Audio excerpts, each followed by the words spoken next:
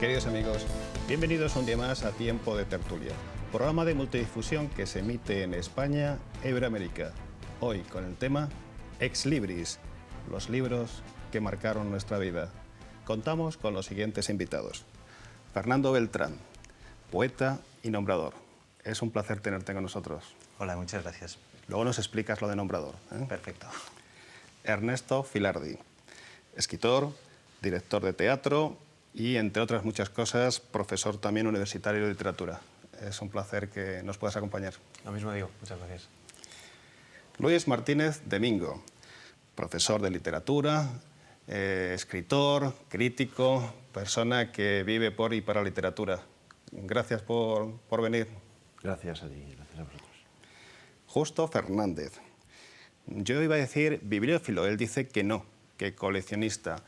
Luego comentaremos que entre otras propiedades bibliográficas es el poseedor, junto con Carmen, de la mejor biblioteca que existe en España sobre Quijotes, o la mejor colección de Quijotes de España. Es un placer tenerte con nosotros. Encantado, muchas gracias. Santiago Tena, articulista, escritor, editor y persona también que está dedicada en cuerpo y alma a la literatura desde hace muchos años. Es un placer tenerte de nuevo con nosotros porque ya has estado en algún programa antes. En 3 anteriores. Muchas gracias, Basilio. Sebastián Fiorelli, escritor, redactor creativo y yo creo que personaje literario. Hoy creo que estás aquí como personaje literario. Hola, ¿qué tal? Sí, pienso que sí. Estoy sacado uno de los tantos libros. Ya saben ustedes que un Ex Libris es una marca de propiedad que normalmente consiste en una estampa, etiqueta, en un sello que suele colocarse en el reverso de la cubierta o tapa de un libro y que contiene el nombre del dueño del ejemplar o de la biblioteca propietaria. Es decir, un Ex Libris literalmente significa de entre los libros, un libro procedente de los libros de ese propietario o de esa biblioteca.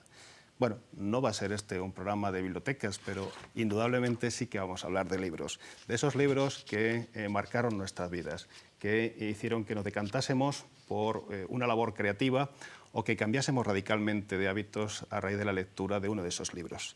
Fernando, ¿cuál fue el libro que cambió o marcó tu vida?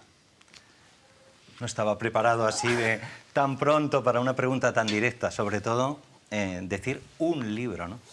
Pero bueno, cuando hablabas he pensado en Sobreros y tumbas, de Ernesto Sábato, y vamos a empezar por ahí, ¿no? ¿Por qué? Pues porque lo leí en un momento de mi vida importante, siendo muy joven, siendo un perfecto analfabeto en muchos sentidos, y la lectura de aquel libro, aparte de apasionarme desde la primera página, aquellos personajes que aparecían, aquella estampa en Buenos Aires que no olvidaré nunca y que he conocido el lugar hace muy poco, y luego en ese momento de la vida en que uno es 17 años, pues está haciéndose o empezándose a hacer, ¿no? Todo te conmueve, todo te lleva a distintos caminos, no entiendes nada. Yo volví a leer esta novela muchos años después y la entendí mucho mejor, y sin embargo aquellos 17 años, tanto lo que entendí como lo que no entendí, esos márgenes en blanco que tiene la poesía, a pesar de ser novela, me llevaron, bueno, si me quedaba alguna duda, a apostar todo, a quemar las naves por este oficio. Ernesto, ¿cuál fue esa lectura, ese libro, ese autor que te metió el veneno, que te incitó a seguir en el camino de la creación? A mí me sucedió algo parecido. Yo vengo del mundo del teatro gracias a una obra muy específica, es El Caballero de Olmedo, de Lope de Vega. Acudí a una representación con 15, 16 años, una representación de la Compañía Nacional de Teatro Clásico en Madrid, con Carmelo Gómez como protagonista. Quedé completamente fascinado, enseguida acudí a la biblioteca, busqué el libro, lo leí, me enamoré de los personajes y efectivamente, aunque tampoco todo lo había comprendido, decidí que el teatro era la vía por donde quería seguir. Luis.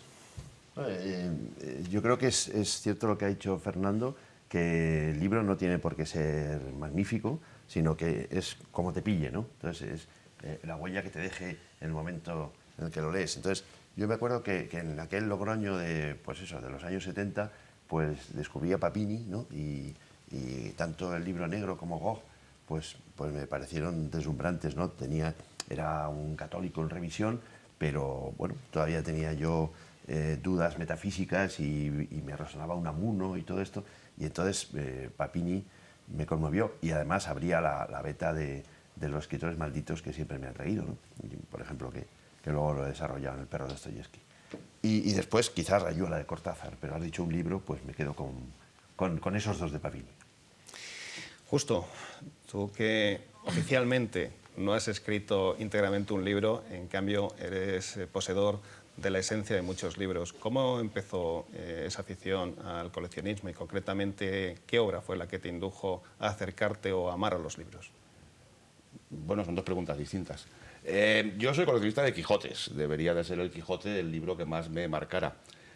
Lo cierto es que yo soy coleccionista de Quijotes por culpa del Buscapié, que es una obra atribuida a Cervantes en algún momento. En realidad es un apócrifo, es una falsificación, pero que fue la que me llevó a interesarme por el Quijote, por las distintas ediciones, por los distintos comentarios sobre el Quijote. Y teniendo en cuenta que esta actividad de coleccionista de Quijotes ya casi es mi actividad principal y espero que en algún momento lo sea en exclusiva, pues el Buscapié tiene la culpa. Luego vamos a analizar algunas de estas joyas bibliográficas que se exponen en nuestra mesa y que forman parte de vuestra colección. ¿De acuerdo? Encantado. Santiago, ¿qué libro, qué autor, qué experiencia lectora fue la que te indujo a la poesía? Bueno, poetas tuve varios en la infancia, pero yo tenía en la mente más un libro de prosa y no tanto para inducirme a la poesía como un poco en búsqueda del sentido de la vida, ¿no? Y iba a hablar de un autor que yo creo que ha influido a mucha gente que tiene más o menos mi edad en estos años, y es Germán Gese. Concretamente había pensado en El lobo estepario, pero bueno, también hay muchos más autores que por supuesto he leído y me han influido, y poetas concretamente, ¿no? Pero este libro en concreto, El lobo estepario, es decir, yo creo que es un libro que junto con Siddhartha y Demian y otros de Germán Gese que se leyeron y que se siguen leyendo, pues significó mucho para mucha gente en el sentido de buscar respuestas en una vida que a veces se nos puede plantear como obligación, como sacrificio, como sufrimiento, buscar respuestas más en la libertad y más en lo que uno de verdad desea hacer, y también encontrar ahí el sentido de la vida, ¿no? Sebastián. Bueno, yo tuve una manera muy, muy curiosa de entrar en la literatura, que fue con un libro, es una colección de cuentos que sacó Alianza, son 2 tomos de Edgar Allan Poe, el 1 y el 2. Y de esa manera yo entré en la literatura, ¿no? Y entré en la literatura con un cuento que todos deben recordar, que se llama El corazón delator, de Edgar Allan Poe. Y lo curioso es que lo leí en inglés, ¿no? Me obligaron a leerlo en inglés en la clase de literatura, y entré con una furia tremenda, porque ese cuento me asustó. Tenía casi 13 años, estaba en primer año de literatura, bueno, en primer año del instituto en Argentina, y me dio un miedo atroz y quise seguir leyendo, y me encontré con El entierro prematuro, con El gato negro, con Los crímenes de la Rue Morgue, y bueno, y así fui entrando en la... Y por supuesto Rayuela. Casualmente esos 2 volúmenes estaban traducidos por Cortázar, ¿no? Rayuela sin duda, o sea, por diversos motivos. Bueno, hemos conocido vuestros inicios, vuestro bautismo literario, pero si ahora tuvieseis que recomendar un autor, un libro, ¿cuál recomendaríais? Fernando. Pues muy difícil también, así a bote pronto, ¿no? Escuchando a Santiago ahora que decía lo de buscar en aquella edad joven en respuestas, ¿no? Y me ha hecho pensar en aquella edad y en la que seguimos, en la que tenemos ahora un poco, ¿no? Que es buscar respuestas, pero más todavía, o en mi caso lo ha sido, hallar preguntas, ¿no? Preguntas que ni siquiera te habías preguntado a ti mismo o que no habías pensado nunca, ¿no? Y esos autores que te hacen pensar. Yo recuerdo a un antiguo alcalde de Madrid, Tierno Galván, que le escuché decir una vez que cultura es lo que no conocemos, ¿no? me llamó muchísimo la atención. No entendí en aquel momento la frase y a medida que han pasado los años me entusiasma, ¿no? Es todo ese mundo abierto que todavía nos queda por conocer, ¿no? Ese libro, si tuviéramos que pensar ahora en un libro favorito, para mí sería la búsqueda de ese libro que estamos por encontrar, ¿no? Y que buscamos siempre. Y recomendar, es que al final nos repetimos. Yo volvería a esos libros iniciales, a tu pregunta, porque son los libros que todavía nos siguen acompañando. Acaban de nombrar El lobo estepario. Para mí El lobo estepario fue una revolución, ¿no? Una auténtica revolución. Y hace poco, por distintos motivos, he releído Demian, ¿no? Hace muy poco, unas semanas, con muchísimo miedo, porque era un autor tan unido, vamos, que yo me sentía una bandera para mí, un himno, Germán Gess. Lo he leído con un miedo atroz, ¿no? A ver qué pasaba, no me va a gustar nada, esto es un error, volver a leer esto. Me ha entusiasmado, me ha entusiasmado. Entonces yo no sé si que ya por los años que tengo, acabo de cumplir 50, la crisis de los 50, no sé, estoy volviendo a los 17 otra vez o a volver a aquellas lecturas. Entonces yo volvería a recomendar estos libros que para mí son sagrados. No digo que sean los mejores, son mis libros, ¿no? Y No como digas un que poeta tienes- ahora mismo... No digas que tienes 50 años, que no los aparentas y la gente no se tiene que enterar. Antes 49, como mucho. Como muchísimo. Ernesto. Muchas gracias. ¿Qué libro recomendarías ahora para Pues- que alguien se iniciase en la lectura o para que alguien se acercase a la literatura con esa curiosidad y con esa magia que lo hiciste tú? Bueno, creo que todos comprendemos, los que estamos ahí, que una pregunta así es casi un atraco. Bueno, aquí estamos Pero, para atracar. Efectivamente, no es un atraco, además maravilloso. Yo, a priori, lo primero que se me viene, si tuviera que recomendar un libro, sería un compendio de cuentos genial, que es el de Cameron. Ahí podemos encontrar todo un panorama de sensaciones humanas, de comedias, de tragedias, en un marco festivo y a la vez trágico, como es La peste en Florencia, de una forma muy cercana, muy escrito para el pueblo, un poco dentro de ese entorno renacentista, y que creo que hoy en día todavía nos puede contar mucho, ¿no? Yo he pasado muy buenos ratos con los 100 cuentos del Decamerón y con esos personajes como es el propio lector, el Pánfilo, que va ahí leyendo y que está ahí engañando al resto de sus compañeros. Un libro encantador.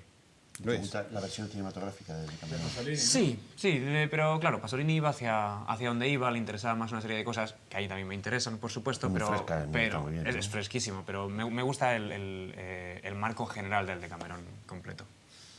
Luis. Bueno, yo, de esta pregunta, lo que no sé es si lo que voy a decir es para iniciarse. No sé, igual el que se va a iniciar con los libros que voy a proponer, pues se vuelve y nunca entra, ¿no? Pero a mí me van los libros de ideas, con personajes de ideas, ¿no?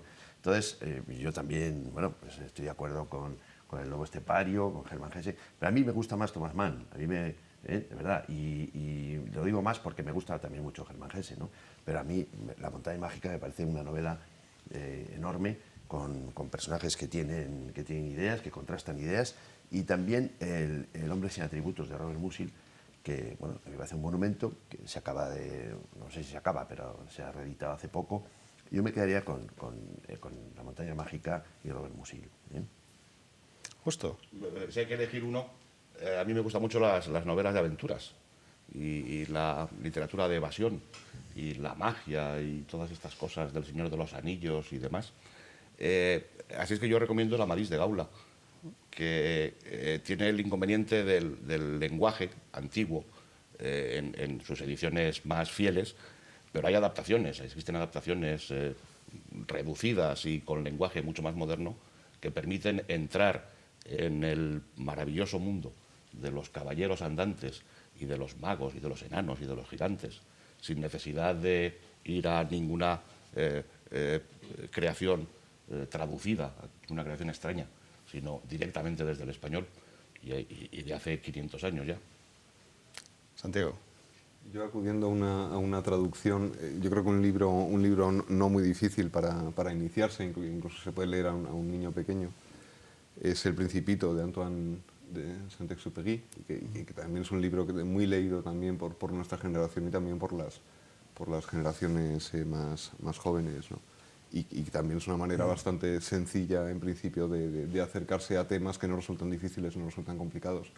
Quizá para un lector que no quiera algo tan sencillo y que quiera un poquito más, pero al mismo tiempo disfrutando también mucho más de la lectura, quizá los cuentos de Borges también serían bastante legibles y y digeribles y divertidos al mismo tiempo que muy buenos, ¿no? Sebastián, ¿cuál recomiendas tú?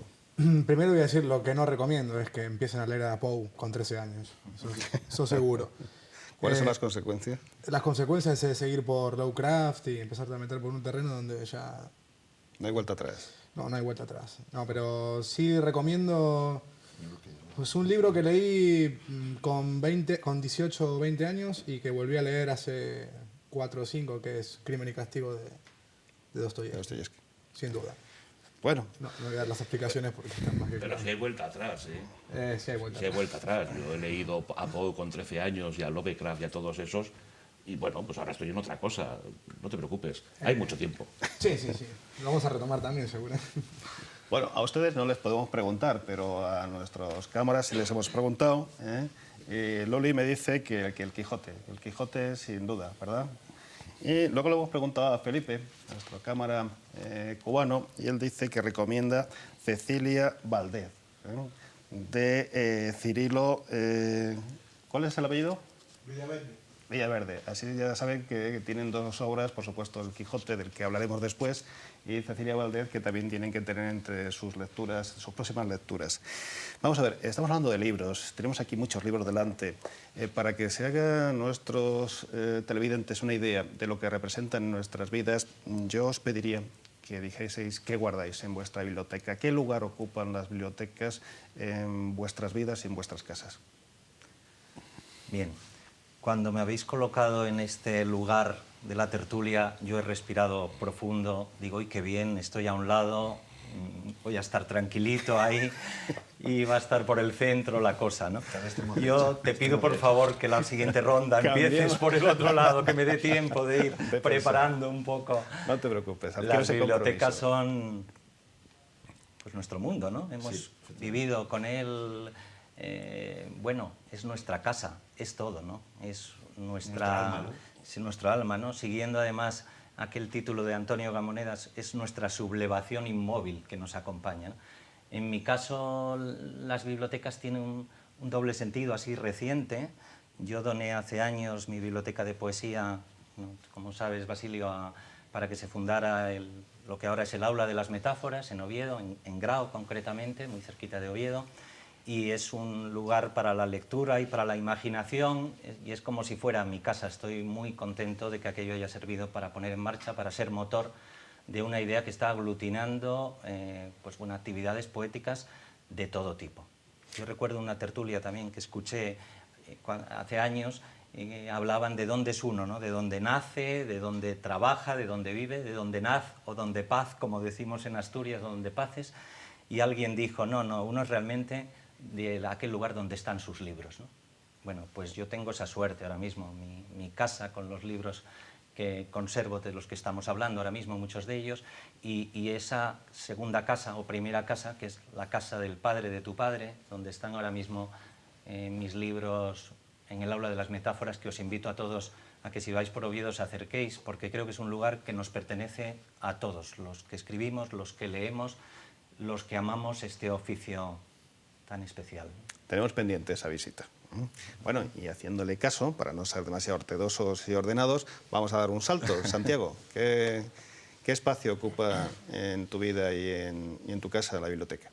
Yo, según has hecho la pregunta, mientras hablaba Fernando me daba tiempo a pensar, lo cual está muy bien.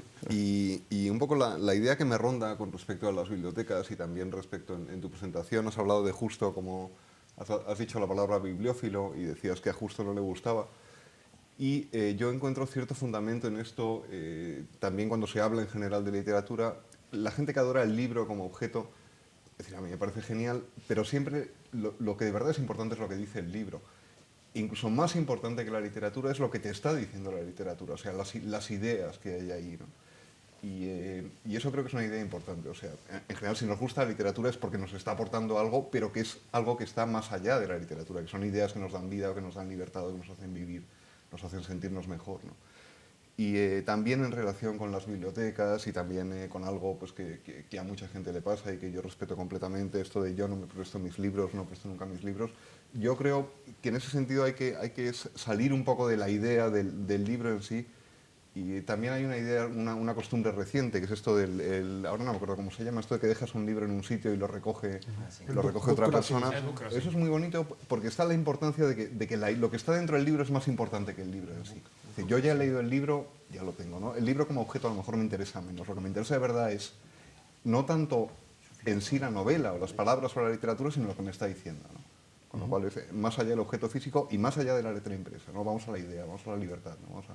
Los libros deben o tienen que volar, ¿no? O sea, tú no, pero los yo no encierras obligo a en- nadie a nada, pero quiero decir pero creo que no se debe perder de vista la idea de que lo que de verdad es importante es lo que estás sintiendo al leer, no más que el objeto en sí, ¿no?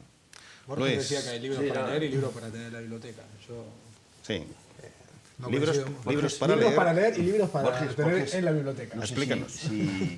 si eso se ha estudiado, pero yo creo que leyó menos libros de los que aparenta. Por ¿eh? supuesto, es parte De de los su que aparentaba. invención. O sea, Leía muchas solapas y muchas referencias por oídas, ¿no? Me parece, eso han sí, dicho. y de todas formas, lo de lenguas libros malvadas, ¿no? para. Explicándote un poco más o menos lo de libros para leer y libros para tener en la biblioteca, supongo que hace referencia un poco a esta cuestión media snob y progre de.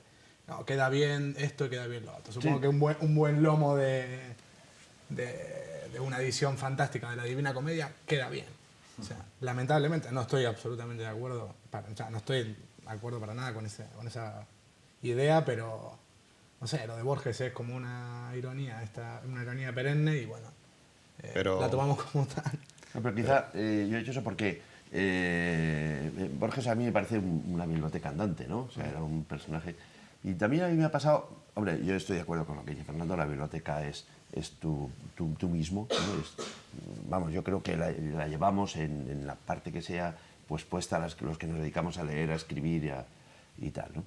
Pero yo también me he encontrado con que muchos de mis amigos, ¿no? Pues eran bibliotecas andantes, eran libros abiertos, ¿no? O sea, estaban constantemente en contacto con los libros y no hablaban nada más que de libros, ¿no? Entonces, pues no sé, durante muchos años de mi vida pues no salía de la biblioteca, o sea, porque ahora mismo, como te invitaba a ir a la tertulia, pues ahora tengo una tertulia y un día estábamos comiendo por ahí por el centro de Madrid y resulta que recopilamos así, hicimos así un tanteo y salían 110 libros entre todos los que estábamos ahí, que teníamos publicados, ¿no?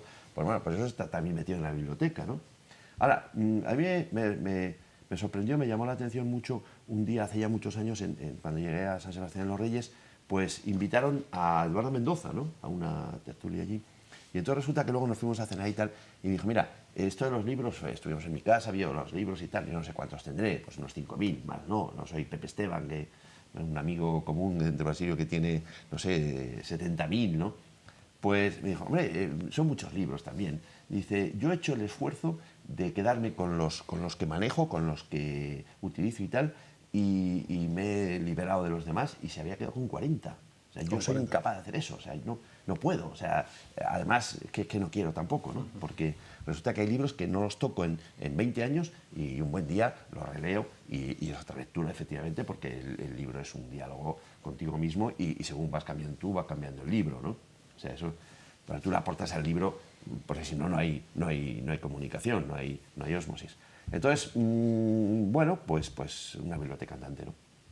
Además, si algunas veces, pues no sé, porque he hecho más deporte o porque he viajado o lo que sea, pues me he despegado de la biblioteca durante meses o tal, me he encontrado más mostrenco, más tonto, más vacío. Yo es que apuesto ya los años que me queden por seguir metido en la biblioteca, ¿no? Ernesto. En mi caso la biblioteca es, por un lado, como decía Fernando, es el lugar donde uno se siente en casa. Yo tengo las bibliotecas divididas en varias casas ahora mismo y creo que es una idea como de una esperanza, ¿no? Como en un futuro poder llegar a tener toda la biblioteca reunida en casa. Entiendo que es una elección personal, algunos la prefieren así, otros no.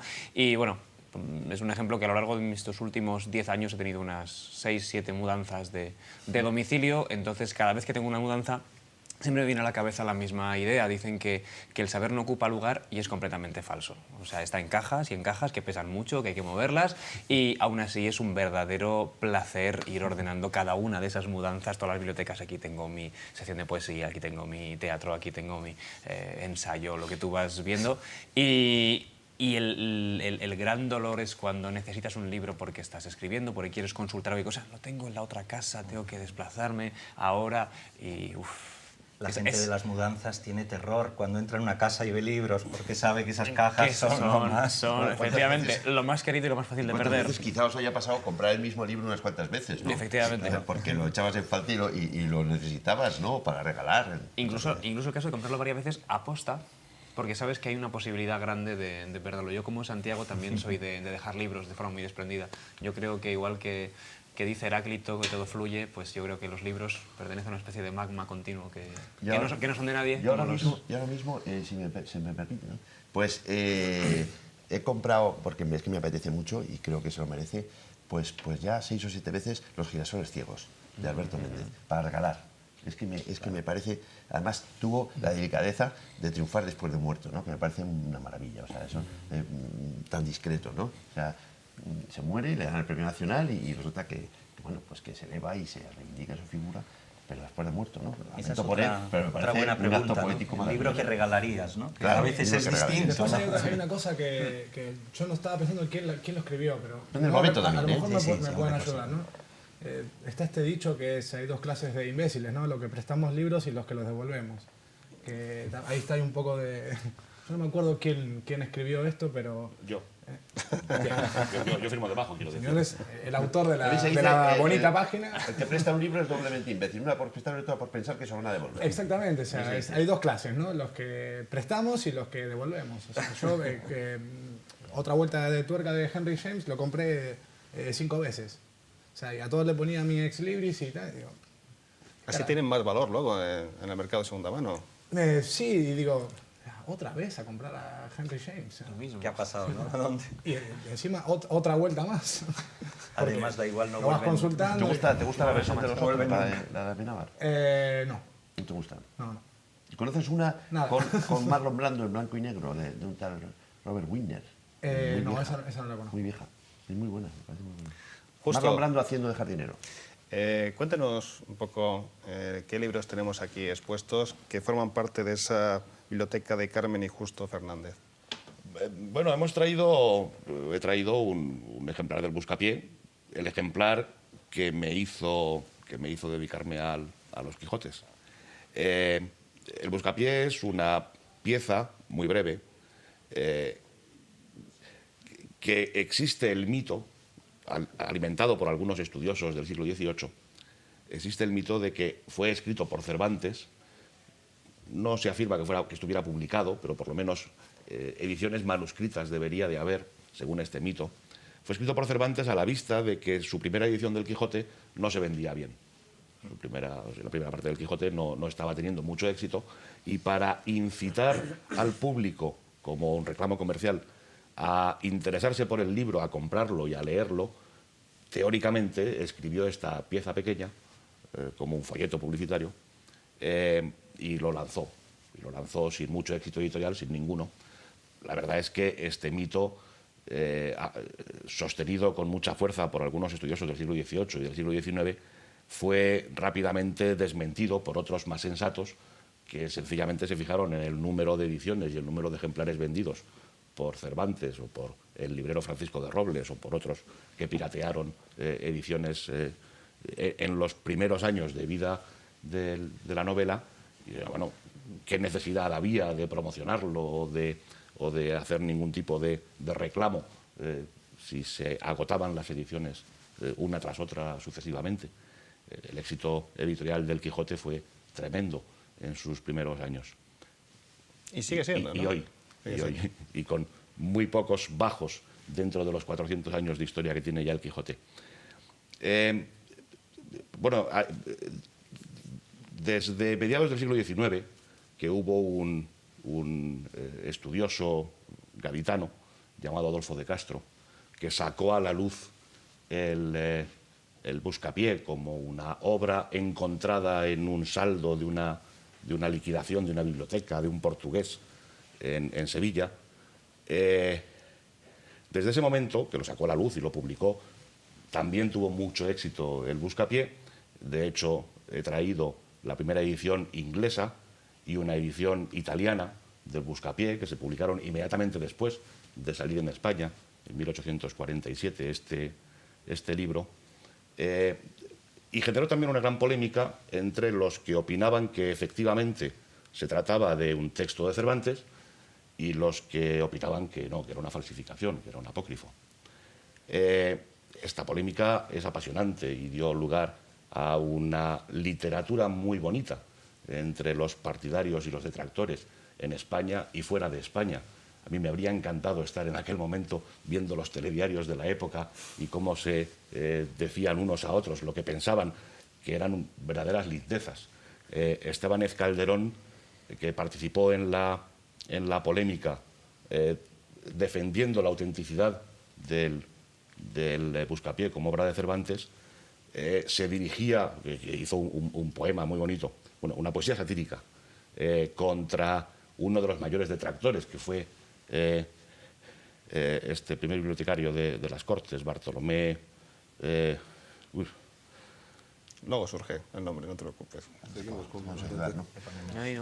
El primer bibliotecario de las Cortes de Cádiz. Bueno, Da igual. es imperdonable, se me ha pasado. Pues escribió un poema satírico que comenzaba diciendo Caco, Cuco, Faquín, Bibliopirata. Es el primer verso de eso, dirigido por Estébanez Calderón a este personaje, Bartolomé José Gallardo, que estaba negando la existencia del Buscapié, la existencia teórica del Buscapié, que habían afirmado otros estudiosos anteriores, y negando, por supuesto, que la obra que se haya publicado como tal fuera de Cervantes. Realmente está demostrado hoy, nadie lo duda en ningún caso, que fue una falsificación del propio Adolfo de Castro, para darse tono. Era una persona que tenía mucho interés en ser reconocida entre los eruditos como un estudioso de valía. Y siendo muy joven se le ocurrió hacer esto. Y luego, claro, se generó esa polémica. Él defendió que era de Cervantes y tuvo que defenderlo durante toda su vida. Y lo cual creó incluso un problema a su viuda, porque cuando murió este hombre ya muy mayor, murió en el año 98, 1898 me parece,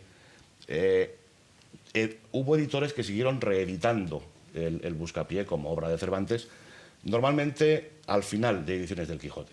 Hay muchas ediciones del Quijote que llevan añadido el Buscapié como final de la obra. Hubo editores que siguieron editando esto sin permiso de la viuda, y la viuda les llevó a los tribunales para reclamar derechos de autor de su marido sobre el Buscapié. Pleito que llegó hasta el Tribunal Supremo de la época, que tuvo que decidir en una sentencia si el Buscapié era de Cervantes o era de Adolfo de Castro. ¿Y qué decidió? Bueno, decidió de alguna manera un poco salomónica o pilatesca que realmente no podía afirmar que fuera o no de Cervantes. Lo que sí podía decir es que toda su vida Adolfo de Castro había afirmado que él no lo había escrito. Luego no podían reconocerle derechos de autor. Una vez muerto. De ahí nace Bustos Domecq. Pero nos has contado la historia del Buscapié, es curioso. O sea, llegó a apasionarte tanto este libro que te indujo al coleccionismo, que te indujo a tener la mejor biblioteca de Quijotes. La historia es un poco más truculenta. No, pero no nos cuentes esa historia. Háblanos de la biblioteca en tu vida y en tu casa, en vuestra vida y en vuestra casa. Casi hemos entrado en un congreso sobre Cervantes. Claro. No. ¿Qué espacio ocupa? ¿Por qué Bueno, has llegado a desarrollar esta afición? Siguiendo la teoría de Santiago de que hay dos valores del libro, el libro como objeto y el contenido del libro, la esencia del libro. Yo tengo una biblioteca que es la colección de Quijotes, en la que voy juntando ediciones del Quijote como objetos. ¿Ilustradas o todo tipo de ediciones? Todo tipo de ediciones, y cómic, e incluso la edición del Quijote para sordomudos en lenguaje de signos en un DVD, por ejemplo. Todo tipo de ediciones del Quijote. O estampas sueltas también sobre el Quijote. Y luego tengo los libros que leo y que he leído. No es que el Quijote no lo lea, lamentablemente o afortunadamente me lo leo muchas veces. Los libros que de todas maneras están perdiendo importancia dentro de la biblioteca, primero porque se están teniendo que ir a los rincones de la casa para dejar espacio para la colección de Quijotes, y luego porque realmente hoy en día salvo la creación reciente, que es ciertamente importante, pero en porcentaje de la cantidad de libros a ser leídos, pues no es tan grande.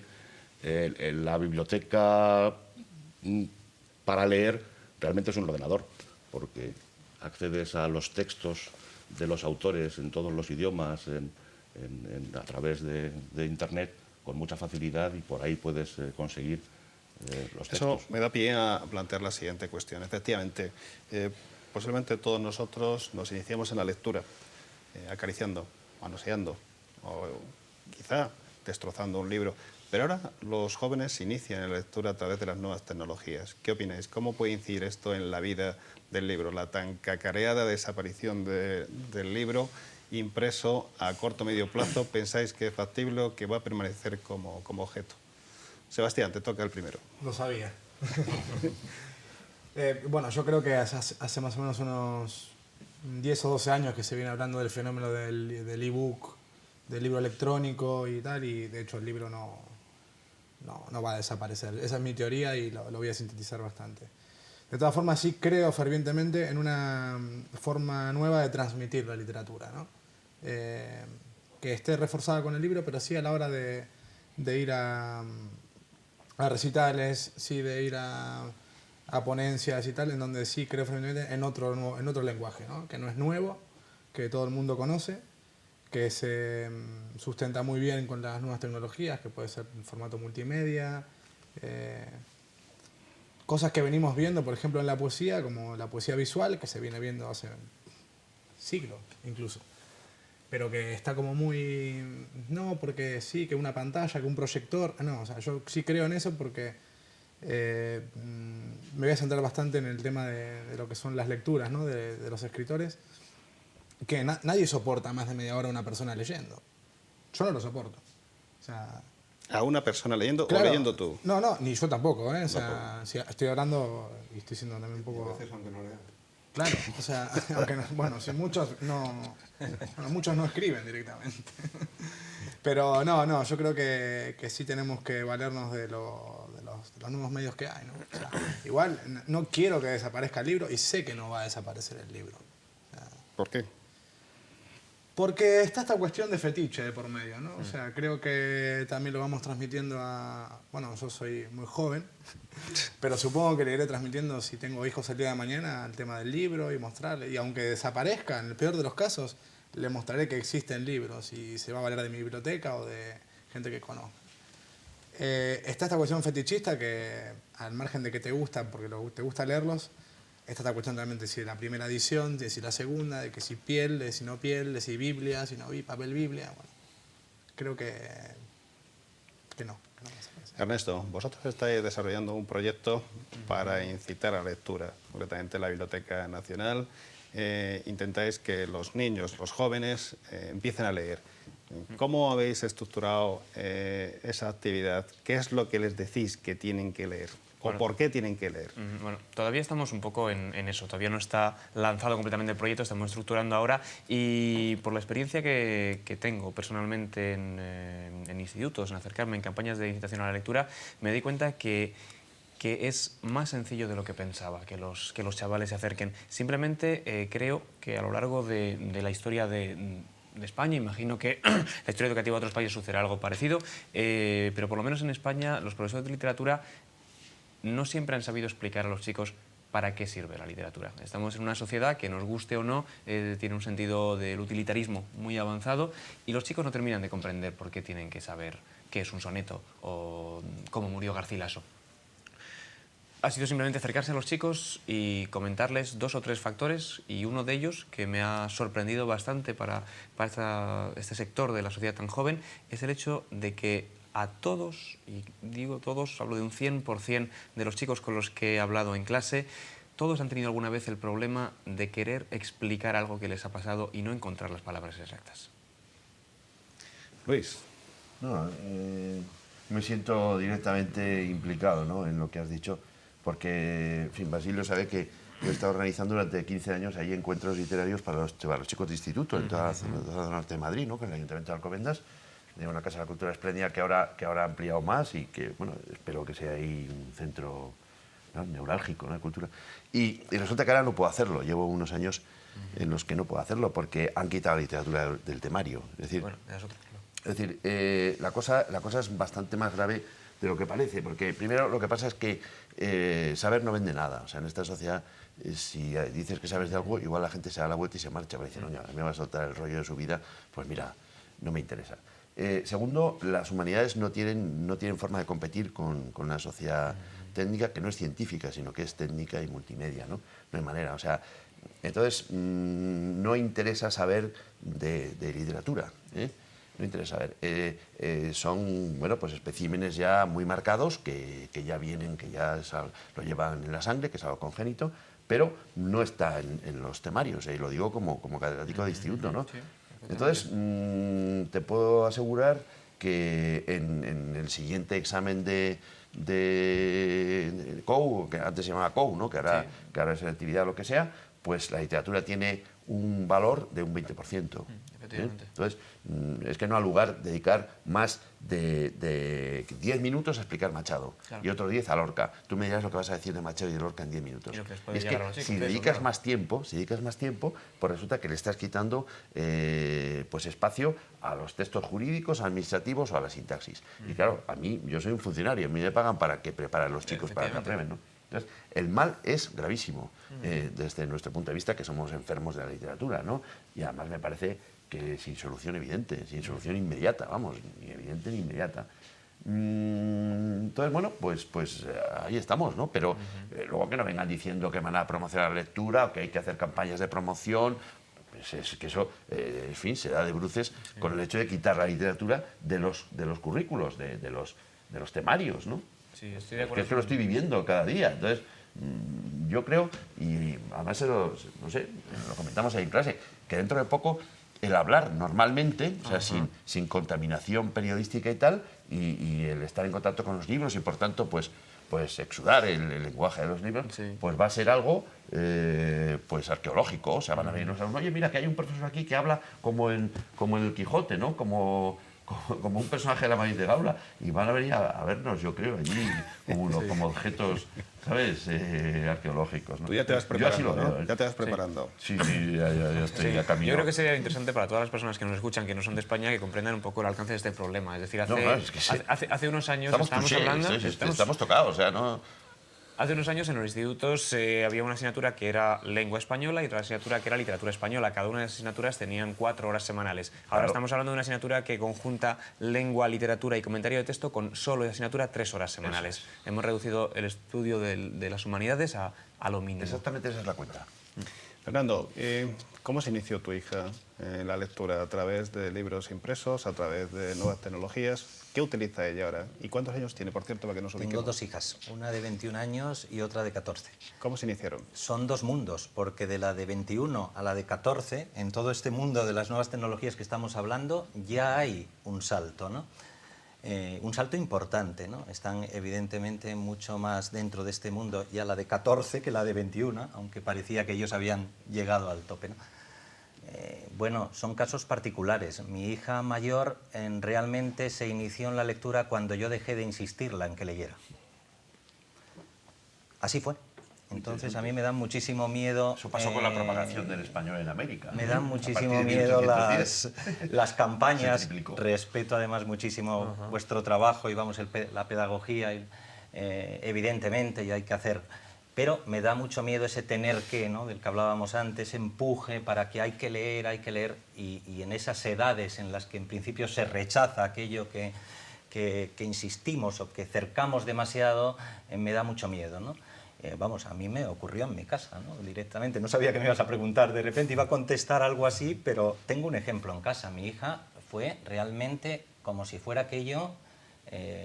vive en una casa rodeada de libros, con un padre que escribe, con todo teóricamente para que le hubiera traído aquello, y yo creo que nos adelantamos demasiado desde pequeña, lee, de alguna forma. A lo mejor no fue así, pero sí empujábamos, ¿no? Pues a partir de los 12, 13 años que nos fuimos dando cuenta, o que se le dejó de decir lee, y que nadie le decía nada. Es más, la invitábamos a que un libro no hay por qué leerlo entero, que si no te gusta, que es cambio. Ella poco a poco fue llegando, ¿no? Entonces antes decías lo de que somos enfermos de la literatura. Pues yo creo más en el contagio que en la obligación. Creo más en que de repente estés acatarrado, ¿no? O tengas la gripe de la literatura porque veas a otro o porque escuches algo. Pasa como en la poesía. ¿Cuánta gente te dice, no, es que a mí la poesía no me gusta, es que yo no leo poesía?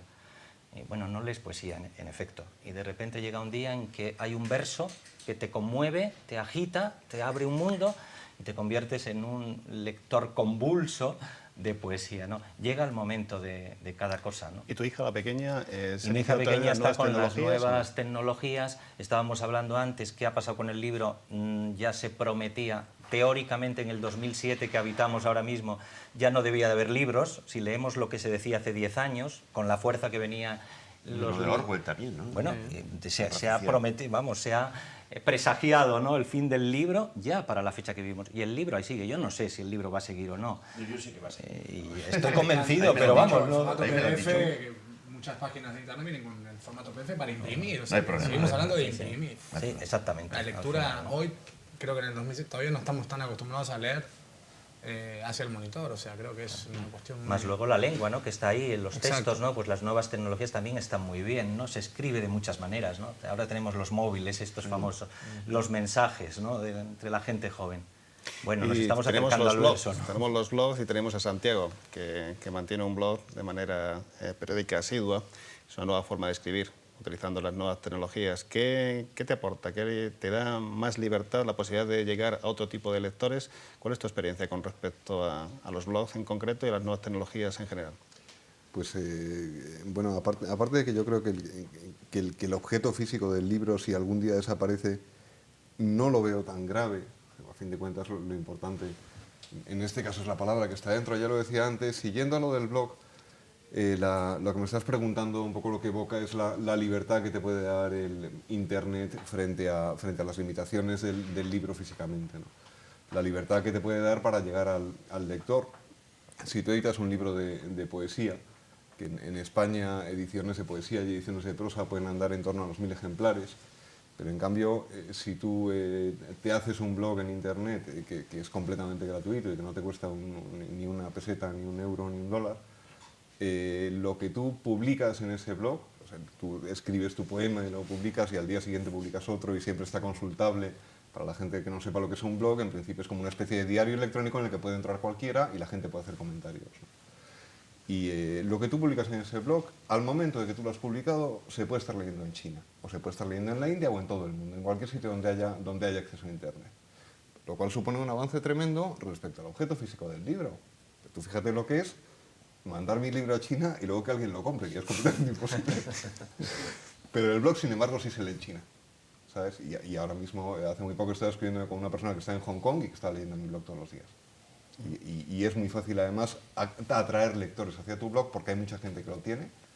No tienes que ser escritor para tenerlo, lo tiene gente de todo tipo y en ese sentido yo tampoco discrimino a la hora de pedir ningún tipo de requisito cultural a mis lectores, y yo entro en sus blogs y comento en sus blogs, y en el momento en que tú dejas un comentario en otros blogs, normalmente la gente te lo devuelve. Además, al dejar tu comentario en otro blog, dejas el vínculo para que vayan a tu blog. Dejas como, teóricamente, la manera de que más te lean es cuanto más comentarios dejan, más, aparte de pues, la cantidad de amistades, de gente conocida en todo el mundo que puede surgir. Por cierto, ¿se liga con los blogs? Un montón, muchísimo.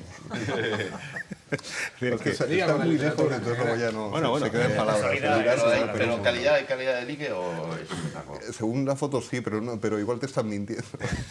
No te fías. Literatura. No, En persona también mienten. Se llama Hay- En fin, literatura. el mundo es ancho y ajeno, desafortunadamente ajeno. Justo, ¿qué es lo que se pone para ti un mayor goce y disfrute?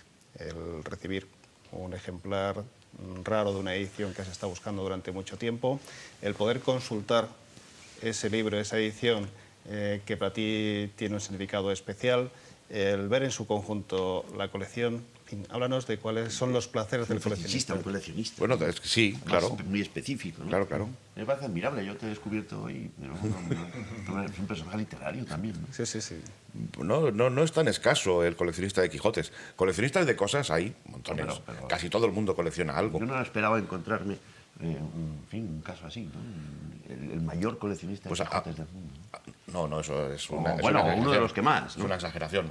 Un gran. No, yo creo que tengo el proyecto de mejor biblioteca de Quijotes del mundo. Eso me parece ya, Porque venir aquí invitado por Basilio y encontrarme, en fin, en un caso como tuyo, me parece admirable, me parece, pues, en fin, que Le invita a tenéis que vivir, ¿no? fichar Porque para la se tertulia, sorprende ¿no? la vida Sí. donde menos te esperas. Te repito que digo, no Luis, somos. que tiene que ir a vuestra tertulia. Es un buen invitado. A mí me gustaría mucho que fuéramos muchos menos de los que somos, porque las dificultades para conseguir buenos ejemplares a buenos precios aumentan con el número de gente que los desea. Y yo me encuentro muchas veces incapacitado de adquirir un ejemplar porque otro paga más que yo por él y se lo lleva, ¿no? Somos demasiados, ¿eh? Especulación, Sí, ¿eh? deberían de ir desapareciendo otros coleccionistas y dejándome el paso a mí.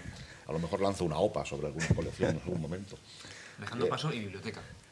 La biblioteca. ¿No? Dejando paso y que mueren, que dejen la biblioteca también a Bueno, es otros otra coleccionistas. polémica que tenemos mi mujer y yo respecto de qué pasará con nuestra colección cuando faltemos. Ajá. Yo le Tu mujer te secunda, es parte del proyecto. Porque ella es impulsora principal. Yo dedico el tiempo que puedo dedicarle, porque yo trabajo todavía en otras cosas, aunque espero que por poco tiempo. Mi mujer se dedica... Familia que colecciona unida permanece unida. De momento permanece unida. Luego veremos qué es lo un que buen sucede. motivo. En caso de que no estuviéramos unidos, habría que ver qué pasaba con la colección, que también es un problema. Pero el problema de qué pasará con ella después de que faltemos, yo se lo he trasladado a ella, porque yo pienso faltar mucho antes que ella. De manera que ella decidirá qué es lo que hace con la colección después. Ya no recuerdo cuál era la pregunta. La Realmente creo que sensación que te producía el adquirir un nuevo yo debo ejemplar, pasarme el día acariciar. gozando, porque todo eso me encanta. Pero quizás lo que más me gusta de la colección es enseñarlo, contarlo. Decir, mira lo que tengo. Y sobre todo a gente que a lo mejor lo puede valorar un poco más, porque sabe lo difícil que es conseguir este ejemplar. O... El compartir entonces esa sí. afición, ese coleccionismo. Sí, hay muchos coleccionistas que lo mantienen en secreto y que lo guardan y lo disfrutan solo ellos. Eso yo no lo entiendo. Yo creo que fue Luis Miguel Dominguín, ¿no? Que se levantó nada más acostarse, o a poco de haberse acostado, con Ava Gardner, me parece. Se levantó y se vistió y le preguntó, ¿pero dónde vas? Y dice, ¿dónde? A contarlo. Eso se dice en las tertulias. No puedo mantener esto en secreto, esto hay que contarlo. Eso es lo que a mí quizás más me gusta. Pero el proceso el proceso es muy ilusionante desde el principio. Se localiza un ejemplar, y lo identificas, lo analizas a distancia, muchas veces, otras veces teniéndolo en la mano. Pero cuando compras a distancia, que es una parte importante de mis compras, cuando lo negocias, por fin cierras la operación y lo pagas. Y entonces te lo tienen que enviar y el tiempo de espera hasta que llega. El momento en el que llega a la caja y se abre. Y se abre la caja y lo sacas y dices, bueno, mejor de lo que esperaba, peor de lo que esperaba, exactamente lo que lo esperaba, ya lo tienes. El conocer a la criatura, ¿no? Sí, luego hay que vérselo con calma. Una pregunta tranquilamente. malévola, si me permite. ¿Has calculado así, grosso modo, en cuánto puede estar valorada la biblioteca que tienes del Quijote? No, No, no es tengo un valor de seguro. una pero- pregunta muy de judío, ¿no? No, esto no es Pero el una- número de ejemplares sí, eso sí lo sabemos, ¿no? 836. 836. en este momento. Y a corto Que plazo, variará mucho el valor, ¿no? Algunos. ¿cuándo vais a terminar la colección? ¿O eso no tiene fin? Pues cuando nos cansemos, ¿O cuando lleguéis a cuando una se cifra nos, mágica? agote el dinero, cuando se nos agote la Es casa. Borges, las ruinas circulares, eso es todo circular. No se sé, acaba nunca. de momento seguimos. Esta madrugada, a las 3 de la madrugada, hemos comprado un ejemplar en Estados Unidos. Bueno, Y permanecéis en vela, ¿no? Para no, intentar ir a... no, ya. No. Alguna vez lo hacemos por algún ejemplar muy importante, que normalmente no conseguimos rematarnos. Pero bueno, todo esto es un proceso muy complicado. Tenemos 836. Muy interesante, muy interesante. Sí, estás invitado. No, a mí sí que me interesa. vamos, Estás invitado a visitar la colección. Sin Señores, mérito de nadie, me ha sorprendido mucho. El título del programa es Ex Libris. Ya he hecho una definición técnica al comienzo, que seguro que no les ha gustado a los telespectadores. Si tenéis un ex libris o si tuvieseis que diseñar un ex libris, ¿cuál sería el vuestro? No empiezo por el nombrador, aunque quizás sería el más adecuado en este caso. Ernesto, ¿tú tienes ex libris o qué libris tendrías? No tengo ningún ex libris y creo que elegiría alguna cita de algún autor que tampoco tengo ahora mismo en la cabeza, pero seguramente sería a partir de alguna cita. Por ejemplo, Ya digo que no tengo ninguna, pero alguna sobre libros. Cervantes tiene alguna cita sobre los libros, sobre la lectura. No recuerdo exactamente ahora, pero seguramente iría encaminado hacia ahí. Quien sí tenía varios exlibris era nuestro amigo Filardi. Fiorilli. ¿Cuáles eran esos exlibris, Sebastián? Bueno, yo tengo uno... Bueno, en realidad lo tengo diseñado, ¿no? ¿Lo tienes diseñado? Lo tengo diseñado. ¿Cómo es? A ver, descríbelo. No, es simplemente, bueno, es la frase esta célebre de Valéry, que el otro día escuché que era de Malraux, pero bueno, lo discutí a muerte, ¿no? Es de Valéry. Que me gustaría saber, sé que la poesía sirve, pero me gustaría saber para qué. Bueno, yo lo di un poco vuelta y es con la literatura, ¿no? Sé que la literatura sirve, pero no sé para qué. Es más, estoy ahora en esa disyuntiva que no sé. Creo que los que leemos somos tipos que no imaginamos. Ahora estoy con esa cosa en la cabeza, ¿no? O sea, sé que cuando escribo sí, porque sí, empleo la imaginación, pero cuando leo me siento un tipo gris ahora. Tú que eres argentino puedes poner una respuesta de psicoanálisis para la constitución del sujeto. Sí, Si el no hay deseo es el literatura, no hay motor del sujeto. hombre, por ejemplo. ¿No? Sí. Muy lacaniana. Santiago, tú que tienes ese cierto desapego con respecto a los libros, supongo que no tienes exlibris, ¿no? Yo voy no tengo exlibris, no, ni lo he tenido nunca. Yo digo que no soy. A mí lo material, francamente, nunca lo he entendido. Me muevo siempre en ideas.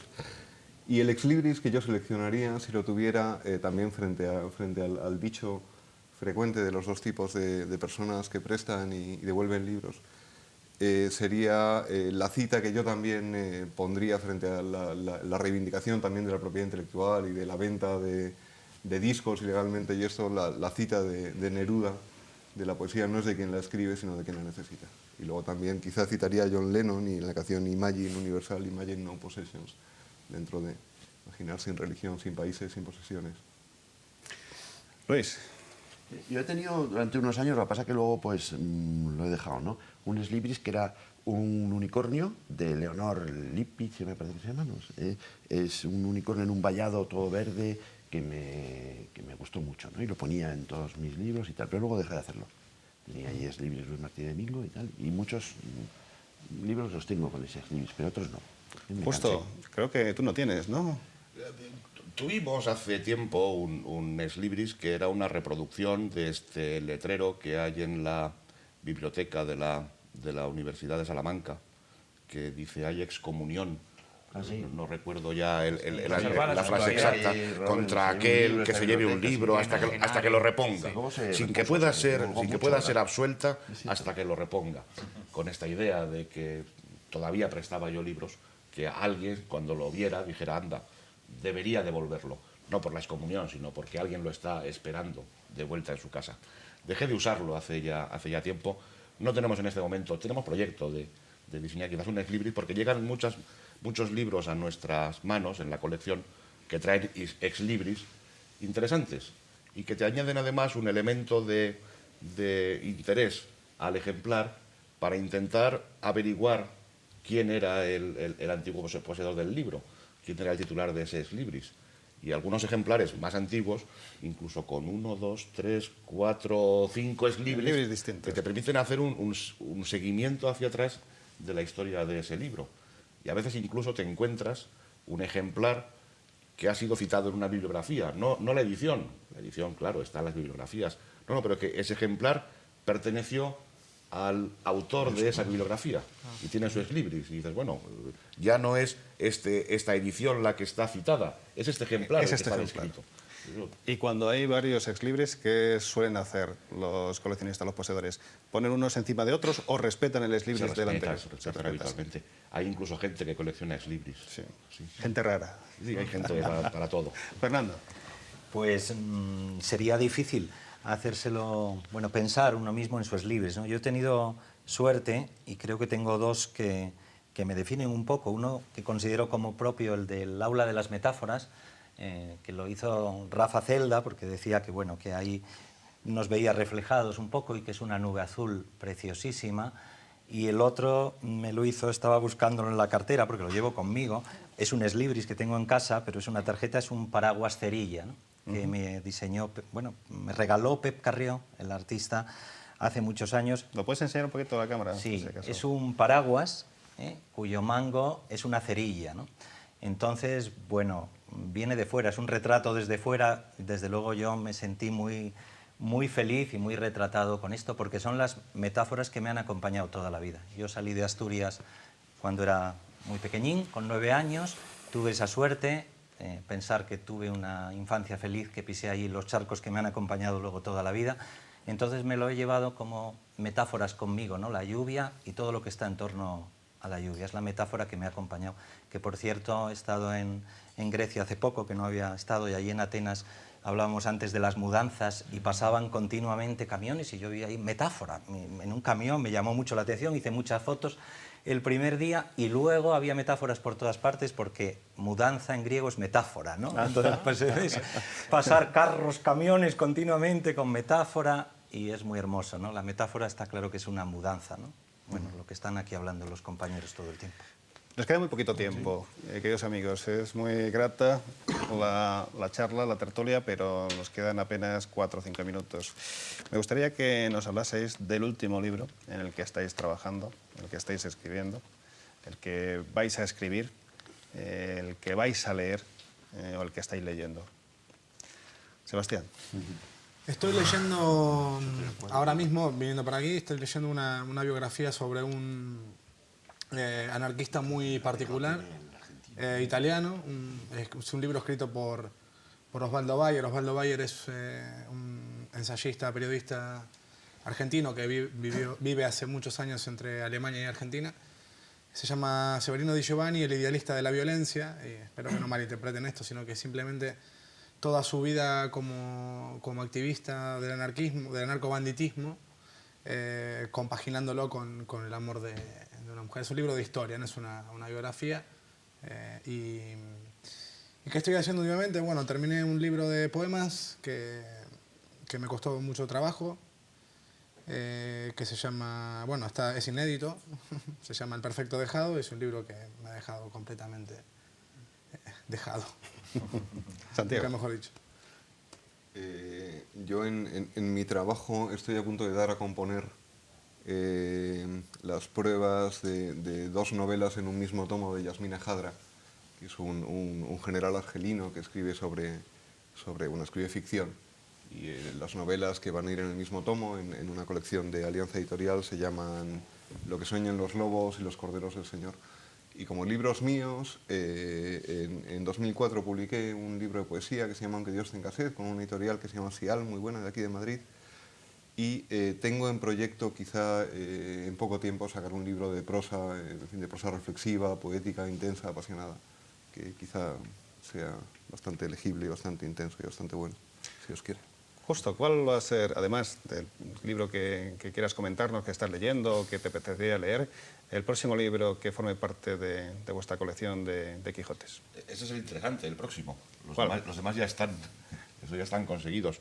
Pues yo aspiro a conseguir lo que más le falta a la colección, que son ediciones tempranas, ediciones de los primeros años del Quijote. La edición más antigua que tengo es ya de 1622 bueno, tenemos ahí localizado algún ejemplar de antes de 1610 que nos gustaría conseguir y vamos a ver si podemos. De libros leídos, yo siempre leo varios libros en paralelo, no sé por qué, pero leo varios libros al mismo tiempo. Y de los que tengo ahora en marcha, el más interesante quizás sea el Quijote apócrifo de Avellaneda en la versión francesa de Lesage, el autor del Gil Blas de Santillana. Porque no es una traducción, es una nueva novela. Es otro Quijote más. El Quijote de Avellaneda reescrito por Lesage. A ver si lo retraducimos al español alguna vez para poder leer esa novela distinta, que también es un Quijote, pero no es el de Cervantes. La próxima vez que nos veamos ya estaremos por el Quijote número 1000, espero. Puede ser. Luis. También, en fin, leo 2 o 3 libros a la vez y a veces más, ¿no? A mí me ha costado mucho terminar y me ha decepcionado la última novela de Luis Landero, Hoy Júpiter. Bueno, la he terminado con esfuerzo porque escribe bien, pero me ha decepcionado. Y después lo que he estado haciendo últimamente es preparar una edición de de unos cuentos que ya publiqué y que, bueno, pues parece que le interesan a Anagrama, que se llaman Cándido en La Rioja, que es una reedición con más cuentos de otra cosa que se llama, que dice Bestiario del Corazón. Y bueno, y luego tiene RBA una novela de la que no sé, no me termina de dar una solución, que se llama Asesinos de Instituto y va sobre la violencia de los jóvenes en la España de hoy. Rápidamente, Ernesto. Bueno, mi primer y último libro publicado hasta el momento, compartiendo editorial con Santiago, Sial, es Penúltimo Momento, un poemario que también me dejó un poco tocado. Ahora mismo, bueno, está en prensa un libro que recopila textos de diversos autores, entre los cuales pues estoy yo, son Imágenes del Quijote, que justo creo que conoce un poco. Y en lo que estoy trabajando ahora mismo es en otros poemarios, bueno, uno es de línea erótica y otro es de línea de búsqueda de voces poéticas distintas. Fernando. Pues de lectura, el último libro ha sido Las manos del día, de Neruda, que ha sido otro descubrimiento más, ¿no? Neruda no se acaba nunca, ¿no? Me ha parecido un libro fantástico, impresionante, vamos. Poco conocido, publicado el año 1968, y me tiene todavía conmocionado, ¿no? Y respecto a nuestros libros, pues bueno, todavía es muy reciente el último que he publicado, El corazón no muere, en Hiperión. Y bueno, pues voy trabajando poco a poco en lo que será el próximo poemario, ¿no? Queridos amigos, nos gusta tanto hablar de literatura, de libros, de autores, y estamos tan gratamente acompañados que se nos ha pasado volando el programa.